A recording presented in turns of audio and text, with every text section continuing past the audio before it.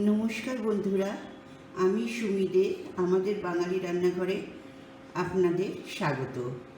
আজ আমি নিয়ে এসেছি মূলো বড়ি দিয়ে পাঁচমিশালি ঘন্ট, পুরনো দিনের রান্না। এর জন্য আমি নিয়েছি দুটো মূলো, দুটো গাজর, একটা বিট, 50 গ্রাম মতো কড়াইশুঁটি আর কিছুটা বড়ি। তাহলে চলুন যাই রান্নাটা করে দেখাই। আমি এখানে প্রথমে কড়াইটাকে গরম করে নিয়েছি, স্টিলের কড়াই বলে। তারপরে তেল দিয়েছি, তেলটাকে গরম করেছি। এবার এতে আমি বড়িটা ভেজে নেব আগে। এই ফাঁকে বলে রাখি, এইখানে আমি জল বসিয়েছি। এই জলের মধ্যে আমি মূলোটাকে দিয়ে নেব। মূলোটাকে একটু ভাপিয়ে নেব।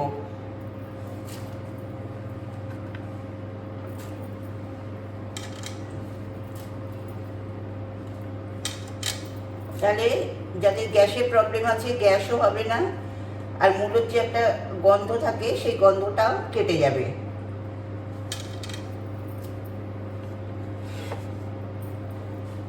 তাহলে এখানে তেল গরম হয়ে গেছে, আমি বড়িগুলো ছেড়ে দিলাম। বড়ি আপনাদের বলেছি একদম লাল লাল থাকতে থাকতে যাতে পুড়ে না যায়, সেই জন্যে কালার চেঞ্জ হওয়ার সাথে সাথে তুলে দেবেন। এইবার দেখুন, এখানে সামান্য মাত্র একটু তেল আছে। আপনারা জানেন আমি খুব কম তেলে রান্না করি।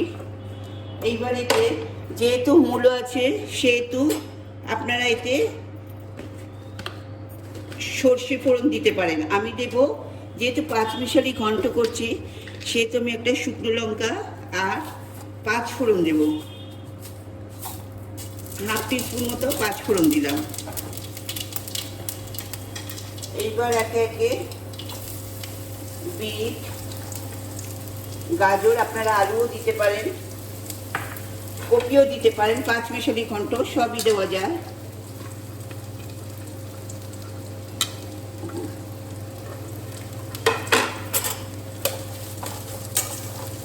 আচ্ছা, আমি আলুটা ভিজিয়ে রেখেছিলাম, এটা দেখাতে ভুলে গেছি। আলুটা আমি যেহেতু বিটের সাথে কেটেছি, একটু লাল হয়ে গেছে। এটাও আমি একটু নুন জলে ফুটিয়ে নিই, তাহলে আলুর মধ্যে অনেক শাক থাকে, সেই শাকটা বেরিয়ে যায়। তাহলে এই আলুটা আমি দেখাতে ভুলে গেছিলাম। এখানে আমি একটা আলু নিয়েছি, একটা বড় দেখে আলু। সেও আপনার ঘন্টর মতো, কাঁটাটা লক্ষ্য করবেন, সব ঝিরি ঝিরি কেটেছি। এই বিটের সাথে কেটেছিলাম বলে একটু লাল রং হয়ে গেছে।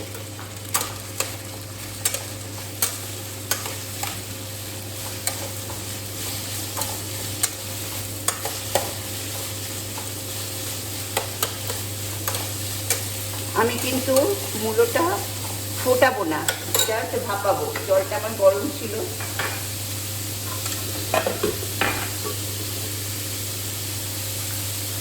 এবার কড়াইশুঁটিগুলো দিয়ে দিলাম।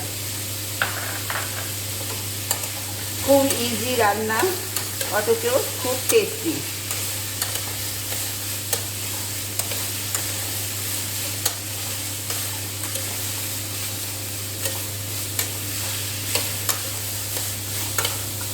এবার আমি মূলোগুলো তুলে দিয়ে দেব।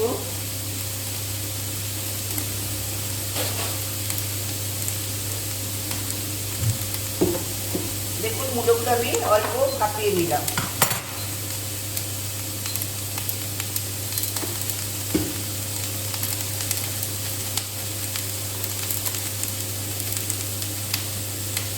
তাহলে মূলোর গ্যাসটাও হবে না, আবার গন্ধটাও চলে যাবে।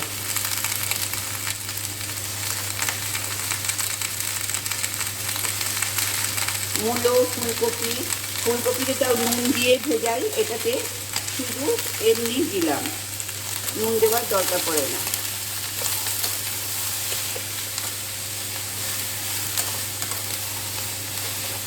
আচ্ছা, এটা একটু ভাজা ভাজা হোক।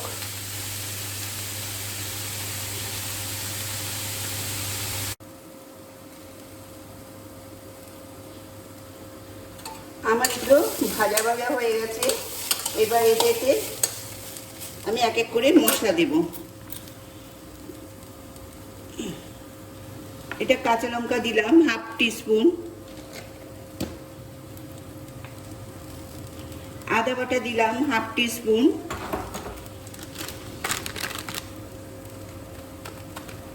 ধনে গুঁড়ো দিলাম 1 টিস্পুন,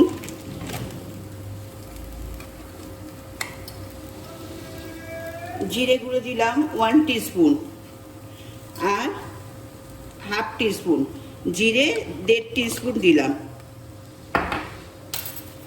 এখন আমি নুন হলুদ দিইনি, মশলাটা মাখিয়ে নিই। এইবার দেব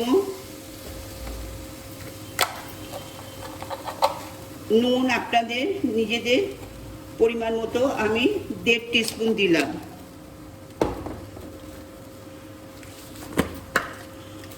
হলুদ দিলাম হাফ টিস্পুন, হলুদ বেশি দেওয়ার দরকার পড়ে না।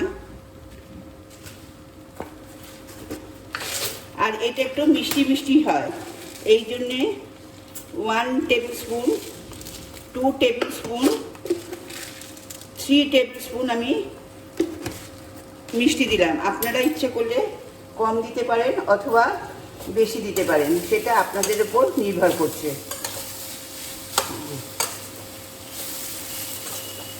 অনেকে ঘন্ট ঝাল ঝাল করে, অনেকে মিষ্টি মিষ্টি করে। যেহেতু আমি পাঁচমিশালি ঘন্ট করছি সেহেতু একটু মিষ্টি দিলাম। আচ্ছা, এইবার আমি জলটা দিয়ে দেব। যেহেতু আমার ভাজা ভাজা হয়ে গেছে পুরো, তাই বেশি জল দেবার দরকার পড়ে না।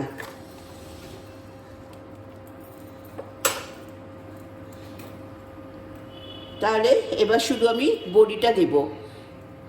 তাহলে 5 মিনিট বাদে আমি ফিরে আসছি। বড়িটাও দিয়ে দিই, বড়িটাও দিয়ে দিলাম।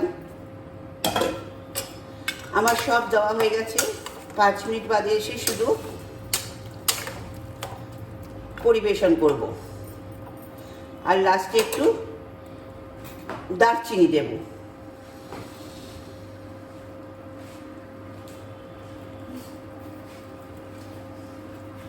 তাহলে আমি এটা ঢাকা দিলাম, দিয়ে 5 মিনিট বাদে ফিরে আসছি। আমি 5 মিনিট বাদে ফিরে এলাম। দেখুন জলটা শুকিয়ে গেছে, আমার রান্নাও শেষ, একদম শুকিয়ে গেছে।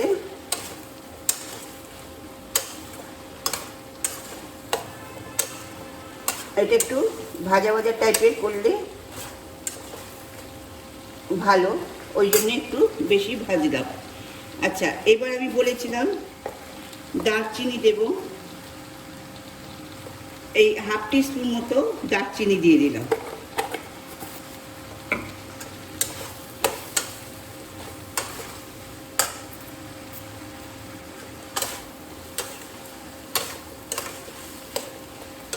ব্যাস,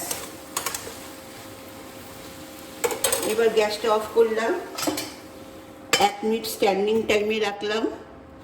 এইবার 1 মিনিট হয়ে গেছে, এবার পরিবেশন করব।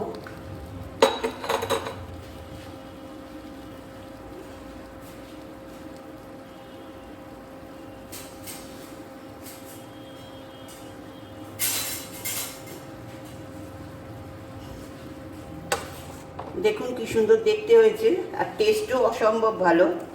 তাহলে পাঁচমিশালি ঘন্ট আমার শেষ, বড়ি দিয়ে পাঁচমিশালি ঘন্ট।